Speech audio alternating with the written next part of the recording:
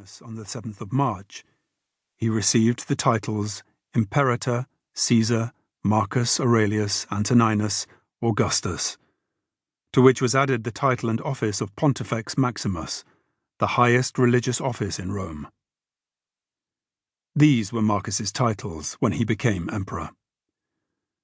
The Romans made the distinction between service in Rome and Italy and service abroad on military campaigns. The contrasting terms they employed were domi and militiae, at home and with the army on campaign. Marcus's career as emperor is distinguished in like manner between the 11 years he served as emperor in Rome and the last stage of his life.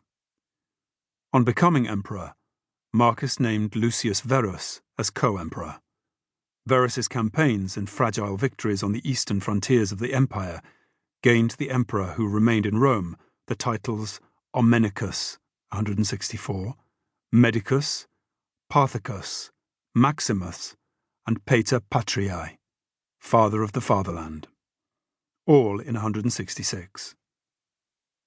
So far as we know, Marcus did not leave Italy until 168, when he and Lucius Verus headed north to command the legions on the northern frontiers, where tribes north of the Danube continued to break into Italy, Pannonia, and Greece. In 169, Verus died suddenly on the northern frontier, and it was left to Marcus, now sole emperor, to continue the campaigns against the Quadi and Sarmatians, and assume the additional titles Germanicus, 172, and Sarmaticus, 175. All these weighty titles commemorated victories that did not last beyond the reign of Marcus Aurelius. His son Commodus soon abandoned the defence of the northern frontier.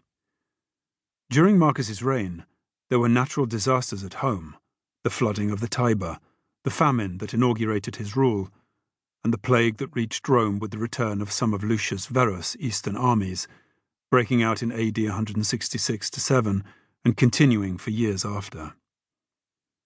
There was the very human threat to Marcus's authority that developed suddenly in the east when Marcus's general, Avidius Cassius, who had accompanied Lucius Verus on the Parthian campaign, announced in Antioch that the emperor had died and proclaimed himself emperor.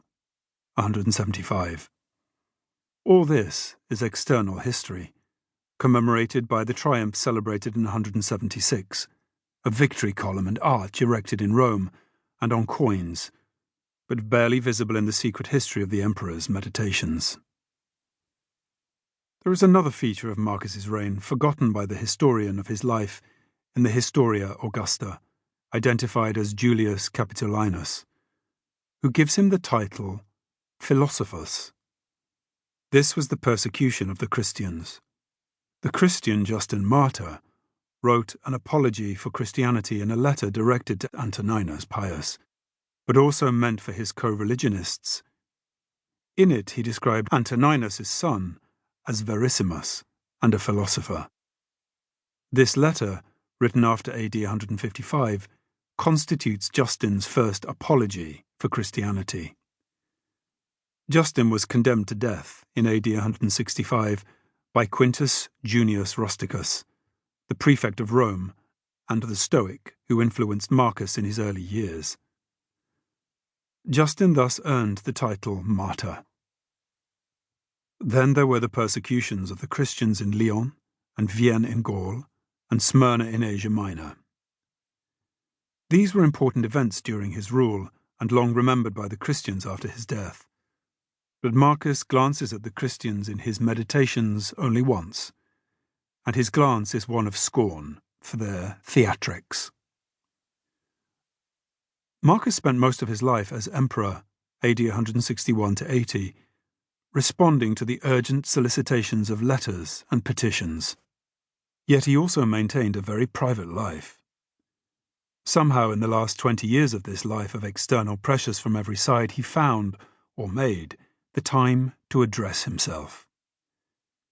The writings now known as his Meditations are not so much silent dialogues with a divided self, as admonitions and reflections the emperor addressed to himself, and to which he seldom replies.